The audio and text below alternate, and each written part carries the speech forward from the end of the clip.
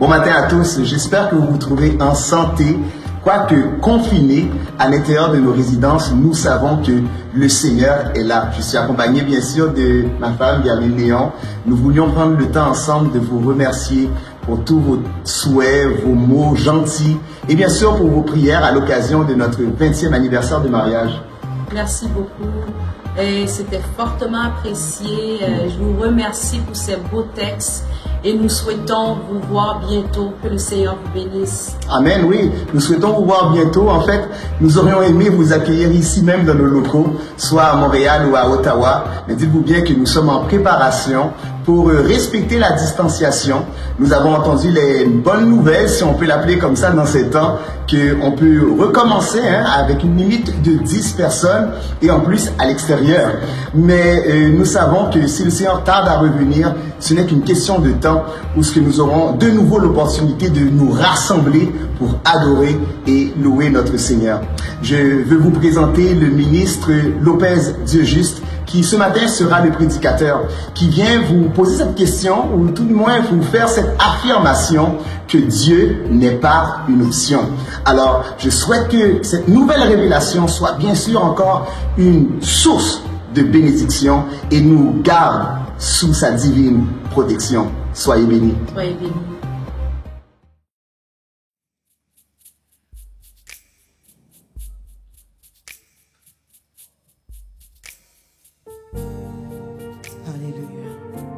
Seigneur, nous portons gloire, nous exaltons, nous glorifions parce que c'est bon Dieu qui chita sous trône et on a prié.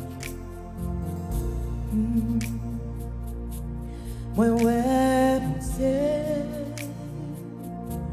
moi ouais, bon Dieu,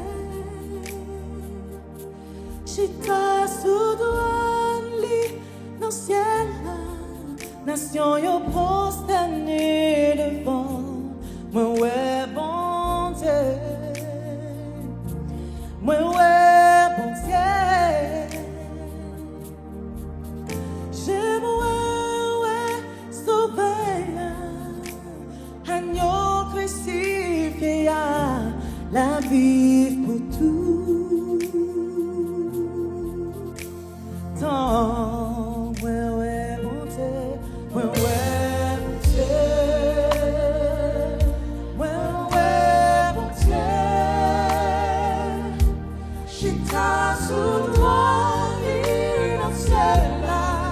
Nation yo prosterné devant, moi ouais mon Dieu, moi ouais mon Dieu, j'ai moi ouais sauveur, agneau crucifié, la vie pour tout.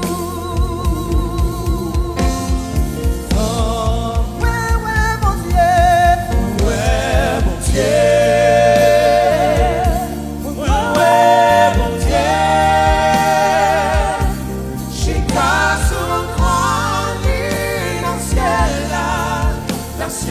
Prosterné devant, ouais, mon Dieu.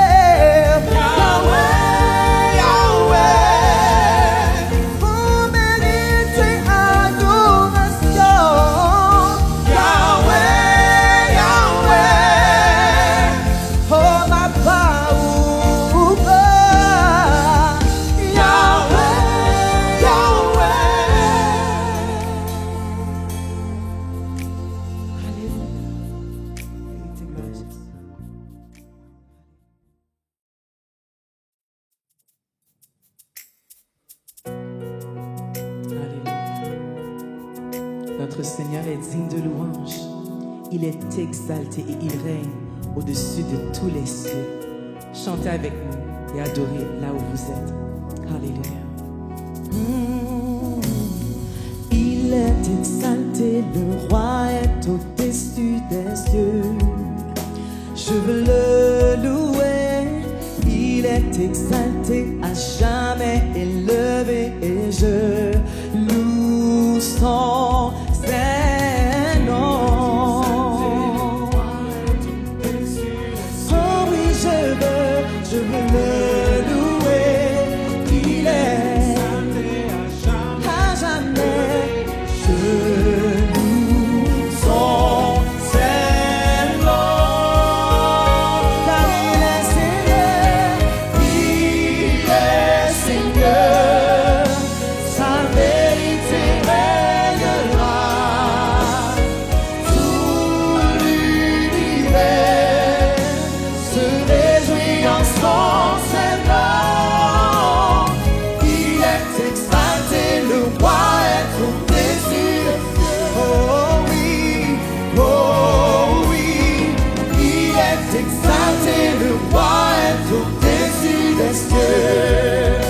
Je vais reprendre. Oh, il est exalté, le roi est au-dessus des cieux. Oui, je veux le louer. Il est exalté, à jamais élevé, et je loue son Saint-Nom. Oh, je veux le louer, il est à jamais, je loue son Saint-Nom.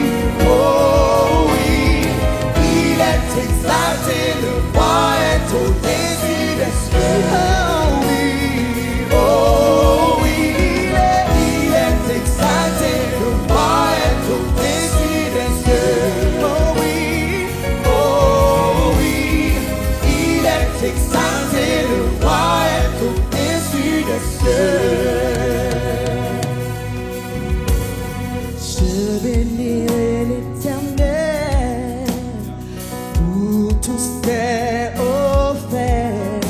Sa louange sera toujours dans ma bouche. Je bénirai l'Éternel, je bénirai l'Éternel pour tous ses offert. Sa louange sera toujours dans ma bouche. Je bénirai l'Éternel, je bénirai l'Éternel pour tous ses offert. Sa louange sera toujours dans ma bouche. Je bénirai mon âme, bénis l'Éternel. Bénis le Dieu d'amour.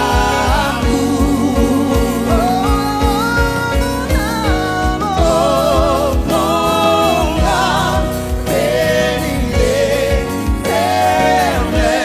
Car il t'a fait. Est-ce que vous voulez chanter ces chants-là encore avec nous? Oh, chantons, je bénirai l'Éternel. Oh, pour tous ses offert. Sa louange sera toujours dans ma bouche. Je bénirai l'Éternel. Je bénirai, oui, je bénirai l'Éternel pour tous ses offert. Oh, sa louange sera toujours dans ma bouche. Je bénirai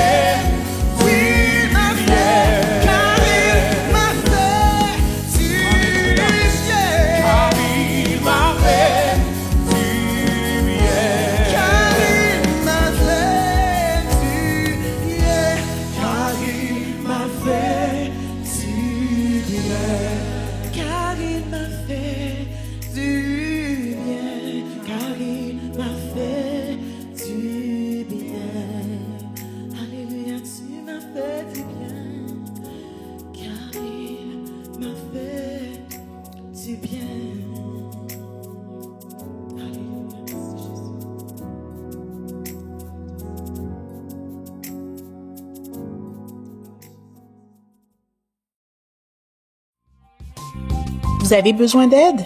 Vous avez des questions sur l'actualité ou d'ordre général? Le ministère de la Famille a mis spécialement à votre disposition une ligne d'aide ou d'information dans le but de recueillir vos demandes. Composez le 514-495-8208. Nous vous rappelons que cette ligne sera ouverte en tout temps, 24 heures sur 24 et 7 jours sur 7.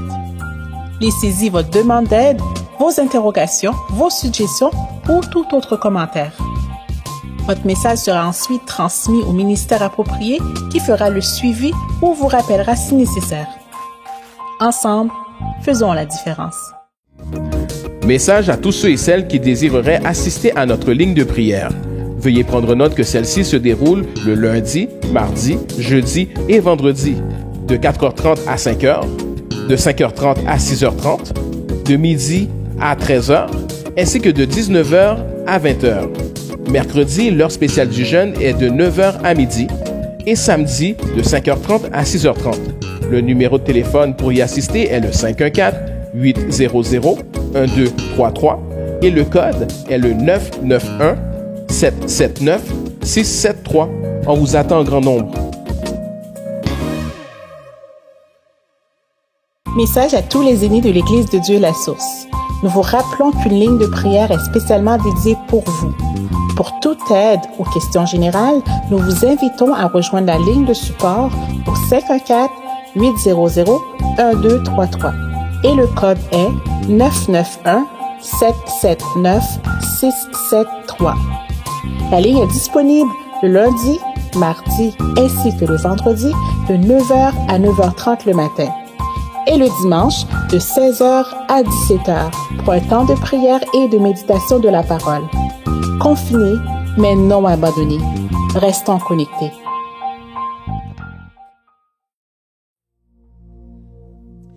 Père éternel, nous voulons te dire merci encore de ce que tu nous permets de venir dans ta maison, Seigneur, pour t'adorer et te louer, Seigneur Jésus, parce que toi seul en es digne, Père.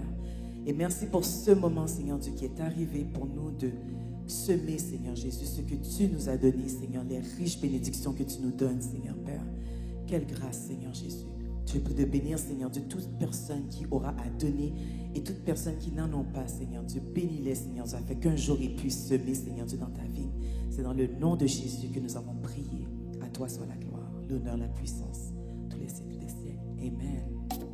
Alléluia. Tandis que vous apportez vos offrandes, nous voulons vous rappeler qu'il y a un seul nom. Et c'est le nom de Jésus qui surpasse tout autre nom et qu'il est puissant dans tous vos combats. Alléluia, louez avec nous. Oh, il y a un nom, ce nom vient du ciel, ce nom fait des merveilles, ce nom est Jésus. Il y a un nom, ce nom vient du ciel, il fait des merveilles, oh ce nom.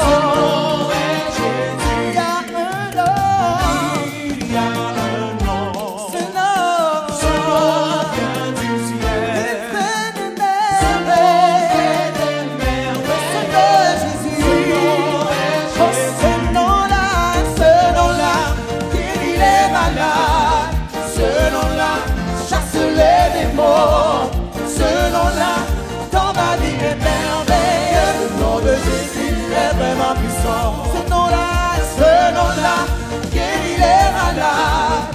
Ce nom-là, chasse les démons. Ce nom-là, dans ma vie est merveilleux. Le nom de Jésus est vraiment puissant. Il y a un nom. Ce nom vient du ciel. Et il fait des merveilles, des miracles prodiges.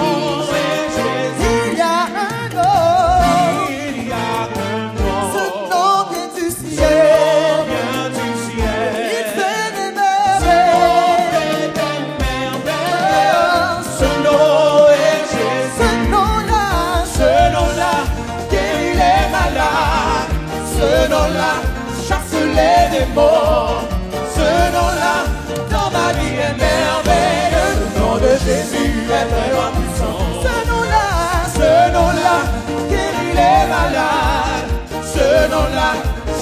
les démons. Ce nom-là, dans ma vie est merveilleux. Le nom de Jésus est vraiment puissant. Puissant guerrier, fort dans les combats. Jéhovah est son nom. Puissant guerrier, fort dans les combats. Jéhovah est son nom. Puissant guerrier, fort dans les combats. Jéhovah est son nom. Il est un puissant guerrier, fort dans les combats. Jéhovah est son nom. Jéhovah est son nom. Jéhovah est son nom. Jéhovah est son nom. Jéhovah est son nom. Elohim est son nom. Elohim est son nom. Elohim est son nom. Elohim est son nom. Elohim est son nom. Puissant guerrier, fort dans les combats. Jéhovah est son nom. Puissant guerrier, fort dans les combats. Jéhovah est son nom. Il est puissant guerrier, fort dans les combats. Jéhovah est son nom. Oh oui, il est puissant guerrier, fort dans les combats. Jéhovah est son nom. Jéhovah est son nom. Jéhovah est son nom. Chantez avec nous, oh son nom. Jéhovah est son nom. Adonai est son nom. Adonai est son nom. Oh Adonai est son nom. Oh Adonai est son nom. Adonai est son nom. Il est puissant guerrier, fort dans les combats. Jéhovah est son nom. Puissant guerrier, fort dans les combats. Jéhovah est son nom. Puissant guerrier, fort dans les combats. Jéhovah est son nom. Puissant guerrier, fort dans les combats.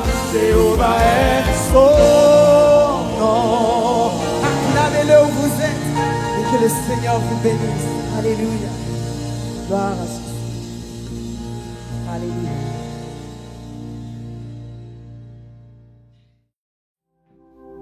Peuple du Seigneur, la paix de Dieu soit avec vous. Ce matin, c'est avec immense plaisir et joie que je me retrouve dans vos écrans, soit dans votre chambre, dans votre cuisine ou même dans votre salon, pour que nous puissions ensemble adorer, louer et plus précisément partager la parole du Seigneur.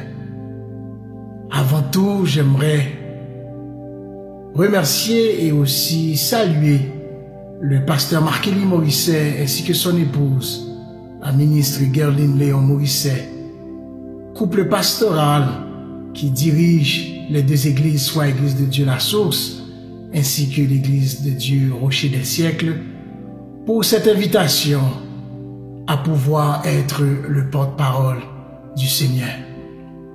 En ce jour béni, je veux aussi souligner l'anniversaire de mariage du couple. Et nous prions que Dieu puisse vous bénir d'une façon exceptionnelle et même exponentielle. Nos salutations vont particulièrement à tous les fêtés du mois de mai, en espérant que Dieu vous bénira sans cesse. Ce matin, sans plus tarder, nous voulons plonger nos regards ensemble dans la parole de Dieu. Mais juste avant, pour vous introduire ce message ou cette réflexion, je réfléchissais ces derniers temps à l'après-confinement. Comment ça va être? Comment ça va se passer? Et je sais que pour certains d'entre vous, vous avez hâte. Oui, vous avez hâte de pouvoir vous réunir ensemble entre frères et sœurs pour pouvoir louer le nom de Dieu, pour pouvoir adorer son Saint-Nom à travers la musique, à travers les choristes, à travers les chantres, d'être vraiment réunis ensemble. Je sais qu'il va y avoir des soirées d'action de grâce, des soirées de louange, des moments de rassemblement où nous pourrons élever le nom du Seigneur. Mais à travers toutes ces festivités, je me demandais, est-ce que aussi les hommes vont changer? Est-ce que ce coronavirus ou ce Covid-19 va apporter changement dans le cœur de l'homme? Est-ce que l'homme va maintenant changer ses habitudes, être plus conscient de la vie qu'il vit? Et vous savez quoi? À travers cette réflexion, j'ai pu comprendre et j'ai pu voir, ou du moins le Seigneur m'a amené dans ce passage de 2 Timothée, le 3e chapitre, où Paul va parler justement à son fils légitime. Et en lui parlant, il va déjà commencer en lui soulignant comme quoi que sache que dans les derniers jours, ça va être des jours difficiles. Des jours difficiles. Des jours où les hommes, semblerait-il, vont être de mal en pire. La Bible nous fait voir dans 2 Timothée chapitre 3, à partir du 1er verset, nous constatons ensemble ceci. Sache que dans les derniers jours surgiront des temps difficiles, car les hommes seront égoïstes, amis de l'argent, fanfarons, orgueilleux, blasphémateurs, rebelles à leurs parents, ingrats, sacrilèges, insensibles, implacables, calomniateurs, sans frein, cruels, ennemis de gens de bien, traîtres, impulsifs, enflés d'orgueil, aimant leur plaisir plus que Dieu. Ils garderont la forme extérieure de la piété, mais ils en renieront la puissance. Je veux vous dire comme quoi que, comme toile de fond, selon la bouche de l'apôtre Paul ici, les hommes définitivement sont ou deviennent de plus en plus mauvais. Les hommes deviennent de plus en plus méchants. Et il semblerait que c'est la réponse évidente même à mon questionnement. Mais le Seigneur de me parler et de me faire voir que même à travers ce paysage négatif où l'homme devient vraiment cruel par ses actions, par ses paroles, par ses comportements,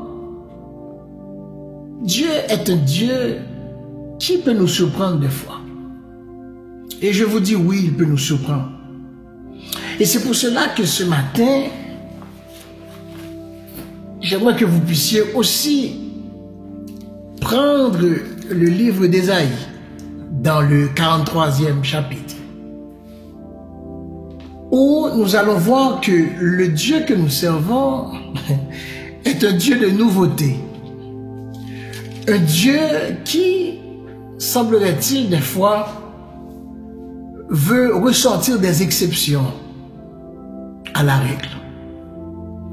Dans Ésaïe 43, le verset 19, il est dit: « Voici, je vais faire une chose nouvelle, sur le point d'arriver. Ne la connaîtrez-vous pas? Je mettrai un chemin dans le désert et des fleuves dans la solitude. » Permettez-moi, frères et sœurs, de pouvoir utiliser ce verset comme titre et même thème de mon message. Dieu n'est pas une option. Vous pouvez répéter ça avec moi. Dieu n'est pas une option. C'est drôle de voir que, comme je vous ai dit en guise d'introduction, à travers ce portrait, ce tableau si néfaste, si négatif, Dieu s'arrange quand même pour pouvoir nous surprendre, pour pouvoir apporter de la nouveauté. Et de cette nouveauté étant Nous allons voir ensemble, et c'est cette démarche que je vous propose, 3 épisodes bibliques où il y a eu effectivement confinement. Mais surtout, c'est de voir le après. Qu'est-ce qui est arrivé?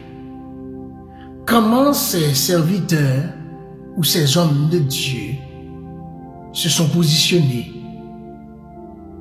après le confinement? Si nous commençons par le commencement, nous ne pouvons oublier l'histoire de Noé. Une histoire que vous connaissez bien, une histoire où nous voyons clairement que Noé n'est pas n'importe qui. Noé, déjà par son comportement, par son attitude, par son souci, par sa démarcation, par son intégrité à servir Dieu, à plaire à Dieu, il ressort du lot. Et c'est tellement vrai parce que à l'époque, les hommes, on nous décrit comme quoi qu'ils étaient incrédules. C'était des impies. Et de voir que maintenant Dieu choisit Noé à travers ce monde corrompu d'alors pour l'inviter, pour le demander, pour lui-même exiger de construire une arche. Et pourquoi?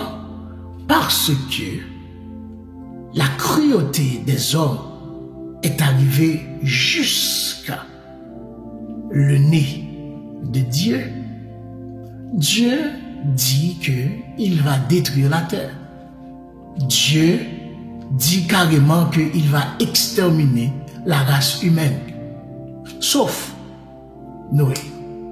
Sauf la famille de Noé. Sauf chaque espèce qui sont accouplées afin de pouvoir préserver,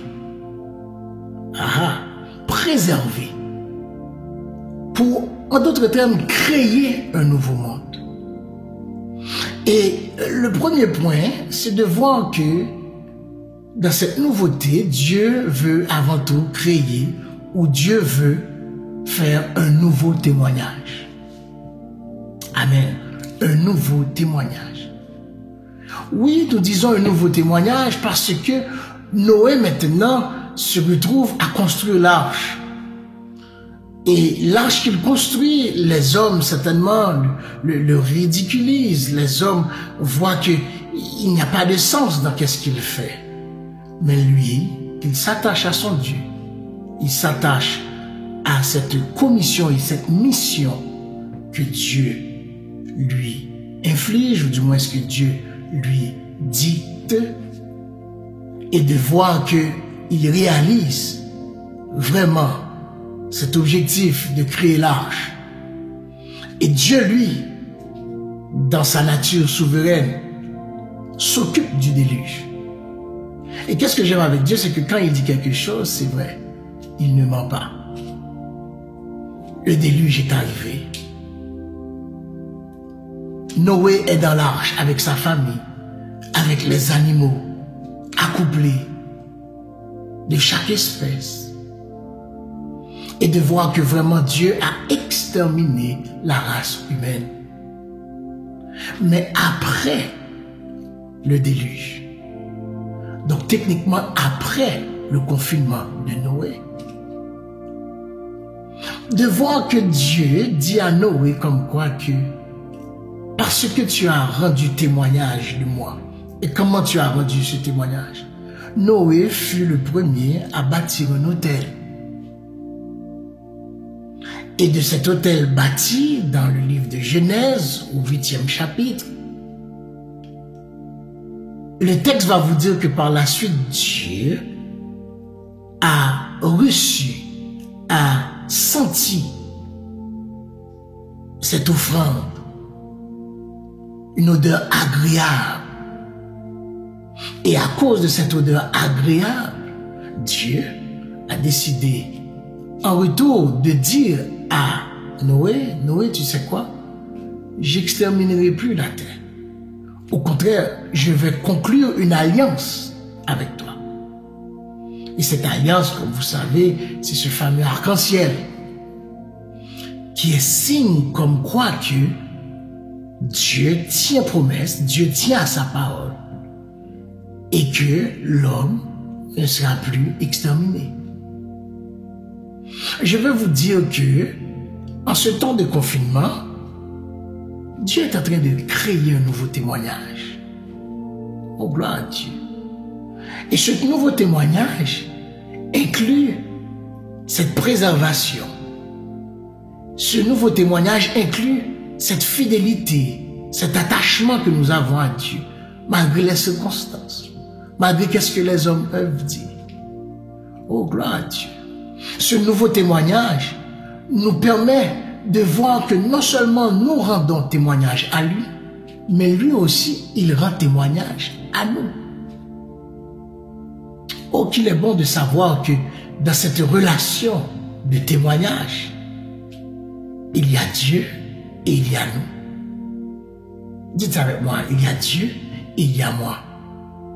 Et Dieu veut faire de moi un nouveau témoignage. En d'autres termes, une nouvelle histoire. Oh, gloire à Dieu. Oh, je ne peux m'empêcher de penser à ce chant. C'est mon cantique. C'est mon histoire. Alléluia. Je chante à sa gloire. Ce matin, si Dieu est un Dieu de nouveauté, Dieu veut un nouveau témoignage. Mais d'autant plus, il y a un autre épisode biblique, maintenant dans le Nouveau Testament, où nous allons remarquer que les disciples, après la mort de Jésus, ils avaient vraiment peur, excusez-moi. Ils étaient vraiment affolés, ils étaient vraiment des personnes craintives. Et ils se sont enfermés, ils se sont barricadés. Et de là étant, à cause de la crainte, Jésus, le 3e jour, lorsqu'il ressuscita, dans Jean chapitre 20, nous allons voir que Jésus va faire la rencontre avec des disciples qui ont peur. Et qu'est-ce que j'aime, c'est que le texte vous dit clairement que les portes étaient fermées. Mais Jésus, lui, entra. Et il dit, la paix soit avec vous. Je veux vous dire que présentement, même en ce temps de confinement où vous êtes présentement, certainement, vous avez peur. Certainement, vous vous demandez qu'est-ce qui se passe. Vous ne comprenez pas. Mais je veux vous dire que Jésus vous dit, la paix soit avec vous. Dans votre situation, dans votre indécision, dans votre problème, la paix soit avec vous. Plus encore, de voir que lorsque Jésus arrive, Jésus se révèle aux disciples. Il se révèle de la façon la plus extraordinaire. C'est en montrant les marques qu'il a reçues dans ses mains ainsi que sur son côté. La preuve comme quoi que non seulement il y a un nouveau témoignage comme premier point, mais comme deuxième point, il y a aussi une nouvelle promesse. Oh, gloire à Dieu. Pourquoi nouvelle promesse? Parce que dans cette nouvelle promesse, il y a aussi la révélation que Jésus fait à ses disciples. Jésus se révèle à vous ce matin. Il se révèle en témoignant de sa souffrance, en témoignant des marques, en faisant comprendre que oui, j'étais parti, mais je suis retourné. J'étais mort, mais je suis revenu à la vie. Parce que moi, dit Jésus, je suis la résurrection et la vie. Encore une fois, je ne mens pas. Encore une fois, je tiens et je respecte ma parole. D'autant plus, il va dire par la suite, recevez le Saint-Esprit. Et il souffla sur eux. Et c'est ce Saint-Esprit même qui déjà avait été au préalable annoncé. Car Jésus avait dit à ses disciples il est avantageux que je m'en vais. Car si je m'en vais, le consolateur ne viendra pas. Et qu'est-ce que j'aime avec Jésus, c'est que non seulement il vient avec cette nouvelle promesse, cette promesse qui est le consolateur, mais vous allez voir par la suite que après le livre de Jean, dans Actes, dans le 1er chapitre, au verset 8, il va dire à ces mêmes disciples, mais vous recevrez une puissance, le Saint-Esprit survenant sur vous. Oh gloire! Et vous serez mes témoins. Ah, vous voyez? Encore une fois, cette nouvelle promesse s'attache au témoignage. Vous serez mes témoins à Jérusalem, dans la Judée, dans la Samarie et jusqu'aux extrémités de la terre. Je veux vous dire que en ce temps de confinement, sachez qu'il y a une promesse qui plane juste au-dessus de votre tête et qu'il est grand temps de saisir cette nouvelle promesse. N'oubliez pas, Dieu est un Dieu de nouveauté. Et ces promesses, comme le chant dit si bien, ne failliront jamais. Waouh! C'est bien de constater que même la Bible nous montre des périodes où ses serviteurs ont vécu le confinement. Mais il est encore plus beau de voir qu'après le confinement, quelles étaient leurs réactions, quels étaient leurs comportements, comment ils se sont positionnés. Si Dieu crée un nouveau témoignage, si Dieu vient avec une nouvelle promesse, alors le troisième point, évidemment, Dieu est d'accord de vous donner un nouveau mandat. Un nouveau mandat. Pourquoi un nouveau mandat? Regardons cet épisode biblique dans la vie de Paul et Silas. Texte que vous connaissez bien dans Actes 16. Passage qui certainement a été prêché à maintes et maintes reprises. De voir que Paul et Silas étaient dans la prison et en plein milieu de la nuit, ils louaient et célébraient le nom de leur Dieu. Et les prisonniers les entendaient. Et pendant qu'ils louaient Dieu, il y eut un grand tremblement de terre. Oh, tu peux lever ta main et dire béni soit l'Éternel, mon rocher, qui exerce mes mains au combat et mes doigts à la bataille. Tu peux lever tes mains présentement, parce que de voir que même si moralement tu serais emprisonné, même si que financièrement tu serais en barricade, mais gloire soit rendue à Dieu, ta louange, ton adoration n'est point enchaînée. Oh gloire, ta célébration n'est point menottée, car David va dire, je m'écris loué soit l'Éternel. Waouh, et je suis délivré de mes ennemis.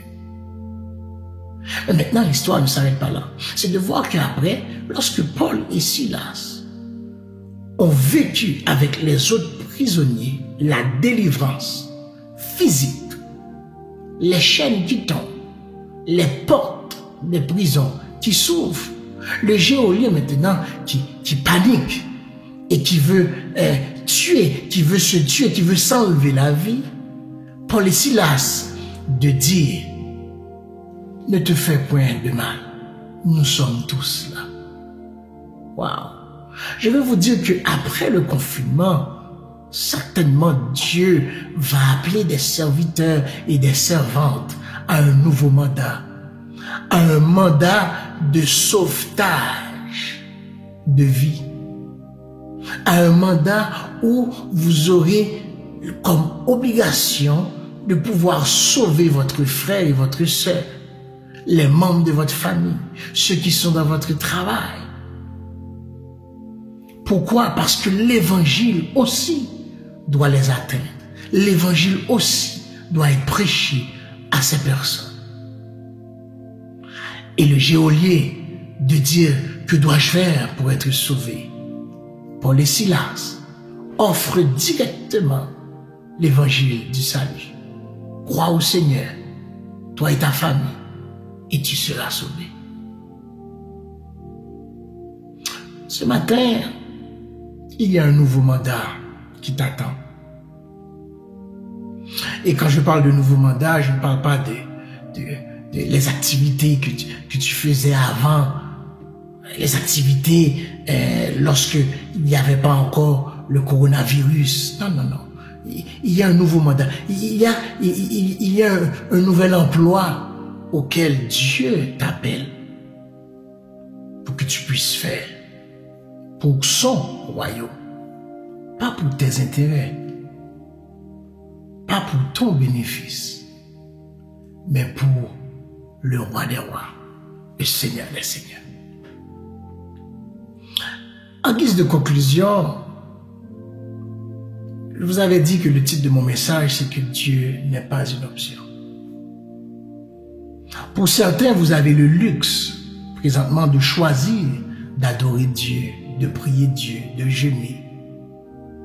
Mais après le coronavirus, qu'allez-vous faire? Allez-vous remettre l'option de Dieu dans le placard et vaquer à vos occupations comme d'habitude? Ou bien vous allez vous laisser saisir par cette nouveauté qu'il veut faire dans votre vie? Un nouveau témoignage, une nouvelle promesse, un nouveau mandat. Waouh! Ce matin, vous qui me regardez, si vous n'avez pas encore accepté Jésus, je vous invite à le faire. Je vous invite à accepter ce Seigneur, ce Dieu de nouveauté dans votre vie. Parce que le livre de 2 Corinthiens est clair. Si quelqu'un est en Christ, il est une nouvelle créature. Oh gloire. Les choses anciennes sont passées. Voici, toutes choses deviennent nouvelles. Waouh, le Dieu de nouveauté. Ce matin, est-ce que Dieu est une option pour vous? En tout cas, pour moi, Dieu n'est pas une option. Parce que, à la fin de la journée, comme dit l'expression, corona ou pas, nous devons de servir le Seigneur. Pandémie ou pas, nous restons quand même accrochés et attachés à notre Dieu. Parce que nous savons qu'il y a un nouveau témoignage, que nous allons vivre une nouvelle promesse et qu'un nouveau mandat nous attend. Que le Seigneur vous bénisse, que le Seigneur vous garde, que le Seigneur vous protège, que le Seigneur vous donne sa paix. Que le Seigneur vous